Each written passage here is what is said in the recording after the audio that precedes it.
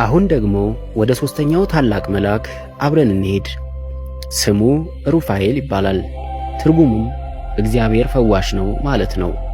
በሰው ልጆች ደዌና ቁስል ላይ የተሾመ የታመሙትን የሚጠግን የጠፉትን የሚመራ የቸርነት መልአክ ነው። ሩፋኤል የሰው ልጅ ቁስል የሚፈውስ ተብሎ ይታወቃል።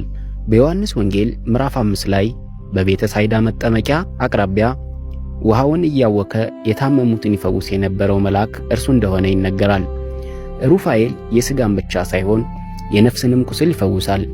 የጭንቀት የጥላቻና የጸጸት በሽታዎችን የሚፈውስ ሰማያዊ ሐኪም ነው። ስለ ሩፋኤል በሰፊው የሚናገረው መጽሐፈ ጦቢት የተሰኘው መጽሐፍ ነው። ጦቢት የተባለ ደግ ሰው ዓይኑ በጠፋ ጊዜና ልጁ ጦቢያ ረጅም ጉዞ በሄደ ጊዜ ሩፋኤል ሰውን መስሎ አዛሪያ በሚል ስም አብሮት ተጓዘ። በዚህ ጉዞ ውስጥ ሩፋኤል ጦቢያን ከአስፈሪ ዓሣ አዳነው። የዓሣውን ጉበትና የሐሞት መድኃኒት እንዲያደርግ አስተማረው። ከዚያም አልፎ ሳራ የተባለችውን ሴት ከሚያሰቃያት አስማንዴዎስ ከተባለ አጋንንት ነፃ አውጥቶ ለጦቢያ እንድትጋባ አደረገ። ለዚህ ነው ሩፋኤል የመንገደኞች መሪና የጋብቻ ጠባቂ የሚባለው።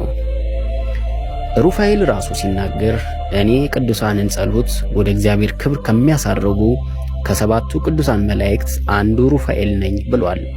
ይህ ማለት በብቸኝነት ስታለቅሱ ማንም አልሰማኝም ብላችሁ ስታስቡ ጸሎታችሁን በእጁ ይዞ ወደ ፈጣሪ የሚሮጥ ታላቅ መልአክ ማለት ነው። መንገዳችሁ ጠፍቶባችኋል? ትዳራችሁ ወይም ፍቅራችሁ በአጋንንታዊ ፈተና እየታወከ ነው ወይስ በበሽታ እየተሰቃያችሁ ነው? ሩፋኤል ከጦቢያ ጋር እንደተጓዘ ሁሉ ከእናንተ ጋር እንዲጓዝ ትፈልጋላችሁ? ዛሬ የፈውስ መልአክ በእናንተ ቤት እንዲገባ ምን ያህል ትመኛላችሁ? አሁን ደግሞ ወደ አራተኛው ሊቀ መላእክት እንሄዳለን። ስሙ ራጉኤል ይባላል። ትርጉሙም የእግዚአብሔር ወዳጅ ወይም ብርሃናትን የሚያዝ ማለት ነው።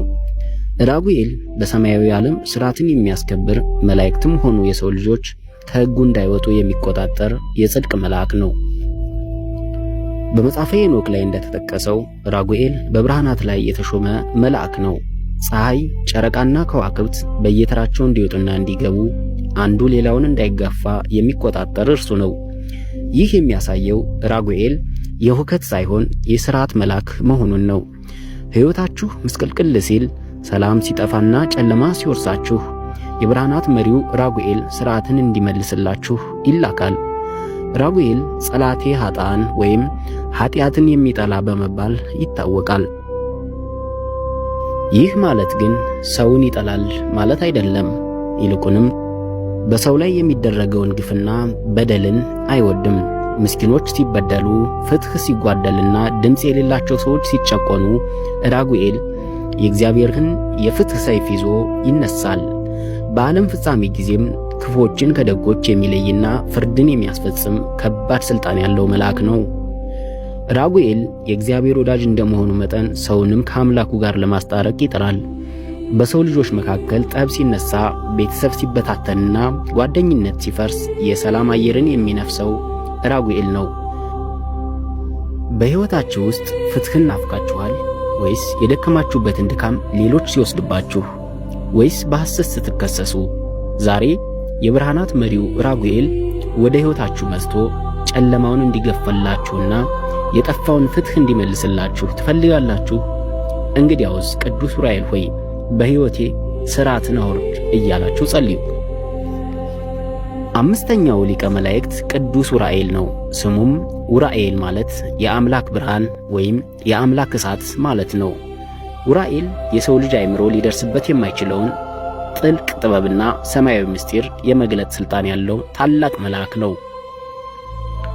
ኡራኤል ለነቢያትና ለቅዱሳን ጥልቅ ምስጢራትን ይገልጥላቸዋል።